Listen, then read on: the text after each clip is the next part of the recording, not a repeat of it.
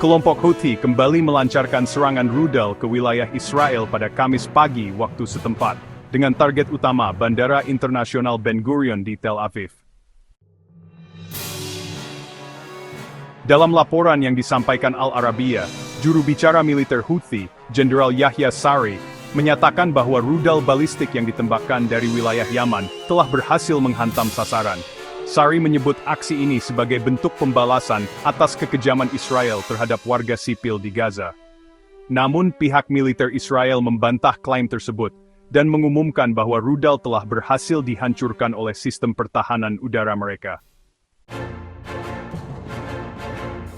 Di media sosial, beredar rekaman yang menunjukkan benda bercahaya seperti bola api melintas di langit malam, sementara sirene peringatan serangan udara meraung di berbagai kota.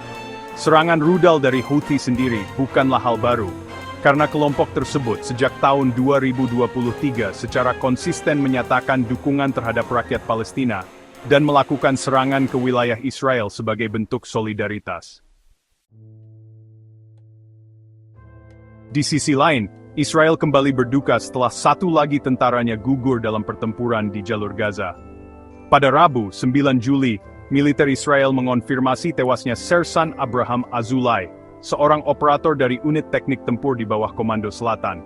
Berdasarkan keterangan resmi, Azulai saat itu sedang mengoperasikan ekskavator di kawasan Khan Yunis, ketika sejumlah anggota Hamas muncul dari terowongan bawah tanah dan berusaha menculiknya. Ia sempat melawan, namun akhirnya tewas akibat tembakan. Israel menuduh Hamas mencoba melarikan jenazahnya, namun upaya tersebut digagalkan oleh pasukan IDF di sekitar lokasi. Hamas sendiri mengakui mereka berniat menangkap tentara Israel dalam kondisi hidup, tetapi situasi di lapangan membuat hal itu mustahil, sehingga konfrontasi berakhir dengan penembakan. Sementara itu, walaupun Israel menyatakan berhasil mencegat rudal Houthi, suasana di sejumlah kota tetap mencekam. Bunyi sirene membuat warga panik, dan beberapa video menunjukkan masyarakat berlarian menuju tempat perlindungan.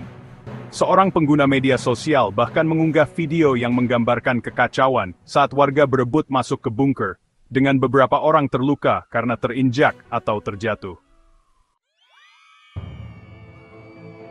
Dalam unggahannya, ia menyindir Perdana Menteri Israel Benjamin Netanyahu yang sedang berada di Washington DC, menikmati pertemuan dengan Presiden Amerika Serikat Donald Trump, sementara warganya hidup dalam ketakutan akibat ancaman rudal dari Yaman.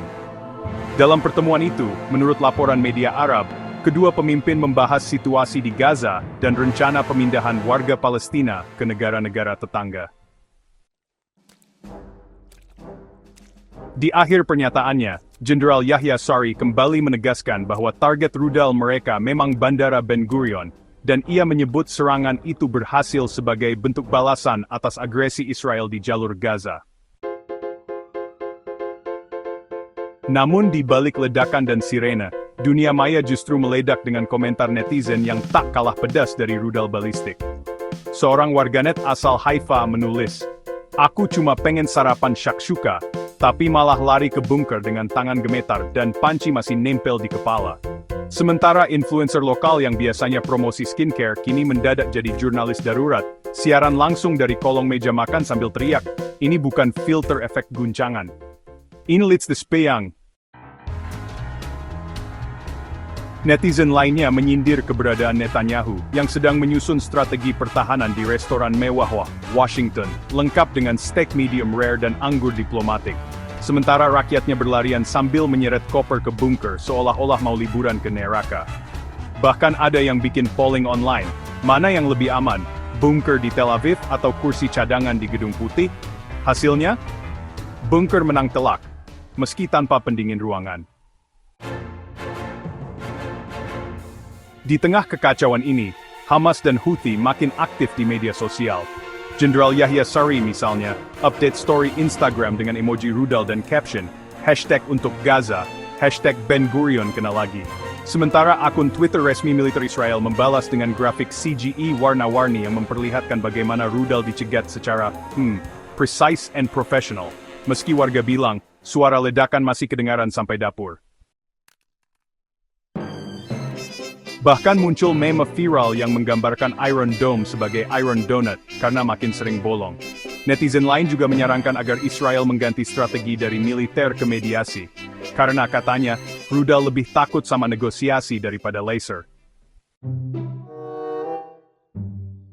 Situasi ini membuat publik bertanya-tanya, siapa sebenarnya yang sedang perang, militer atau manajemen media sosial? Dan kenapa setiap kali rudal jatuh, Netanyahu justru terbang? Belum lagi ketika berita muncul bahwa Donald Trump berencana menawarkan Gaza jadi taman safari politik internasional, dengan tiket masuk khusus bagi negara donor dan exit gate untuk warga Palestina. Dunia internasional pun bingung, ini perang parodi atau reality show paling absurd abad ini. Oke, sebagai testi yang begin si, fars magdanpanig, sober di relate, joke berpain berporias. Hai, boom in events. Dan saat dunia masih sibuk menghitung jumlah rudal yang melayang, para pakar geopolitik dadakan bermunculan di TikTok. Seorang remaja 16 tahun dari Netanya, lengkap dengan hoodie dan headphone, memberikan analisis mendalam tentang situasi Timur Tengah dari kamar tidurnya, sambil sesekali jedak-jeduk musik EDM. Menurut gue guys, ini semua tentang energi, solar, dan ya, vibes. Sebelum menyelipkan promosi kode diskon untuk vitamin. Sementara itu di sisi Yaman, seorang milisi Houthi membuat konten POV. Ketika kamu ngeluncurin rudal tapi masih inget kucing kamu belum dikasih makan.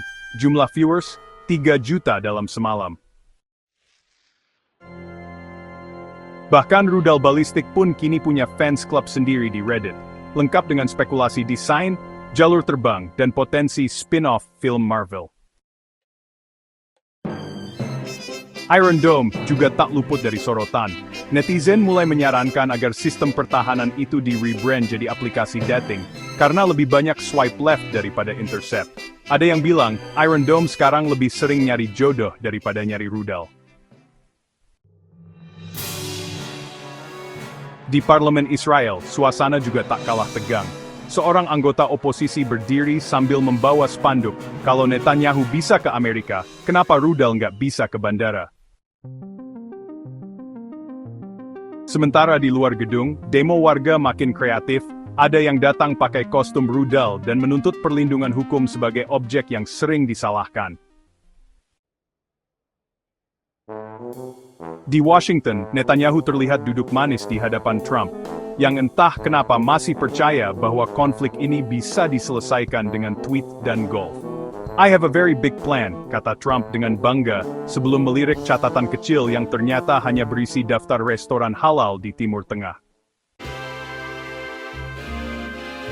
Netanyahu mengangguk pelan, sambil diam-diam mengecek aplikasi berita apakah Tel Aviv masih ada. Saat itu juga, seorang jurnalis bertanya, Tuan Netanyahu, apakah Anda yakin pergi ke AS di tengah situasi krisis ini adalah keputusan bijak? Ia menjawab santai, tentu, saya hanya ingin memastikan rudal tidak menyerang dari belakang, secara diplomatik.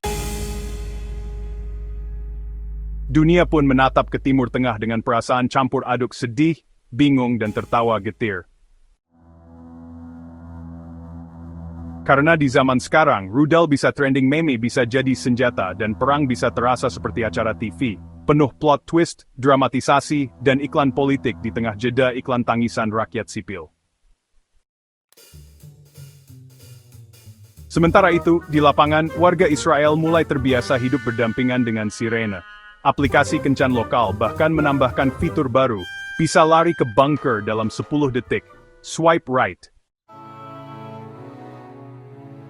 Di Tel Aviv, pengusaha startup membuat prototipe helm anti-rudal berbahan daur ulang dari panci dan tutup ember, lengkap dengan slot USB. Iklannya berbunyi karena amanan dimulai dari kepala, bukan dari politik. Di Gaza, suasana tak kalah absurd. Anak-anak bermain bola di reruntuhan gedung sambil meneriakkan nama-nama rudal seperti tokoh superhero. Aku Fatah II, aku Zulfikar, aku Khorramshahr 4,2 Beta. Mereka tertawa sejenak sebelum suara drone kembali terdengar, dan semua lari, bukan karena takut, tapi karena sudah hafal polanya. 2 kali berdengung, 1 kali meledak, dan 5 kali janji dunia internasional. Di PBB, sidang darurat digelar untuk ke-713 kalinya, di mana satu-satunya hal yang darurat hanyalah jumlah waktu yang terbuang. Perwakilan negara-negara maju tampil bergaya bak pahlawan moral, menyuarakan keprihatinan mendalam, sembari terus mengisi pesanan senjata ke kawasan yang sama. Seorang diplomat senior bahkan terlihat menggunakan template lama. Kami menyerukan semua pihak menahan diri. Netizen pun menyindir. Menahan diri dari apa? Dari ngetik ulang pernyataan copy-paste tiap minggu. Di media sosial, #PrayForPeace bersaing ketat dengan Missile Challenge. Tren baru di mana pengguna berpura-pura lari dari rudal dengan filter ledakan. Influencer terkenal bahkan sempat kena kecam karena membuat video makeup tutorial di tengah suara sirene. Judul videonya, Makeup anti keringat saat lari ke bunker, tahan ledakan, tahan dosa. Sponsor masuk langsung. Tak lama, muncul pula serial reality show baru Keeping Up with the Kymars, mengisahkan kehidupan sehari-hari para operator rudal, dari memilih target sampai rebutan Charger drone.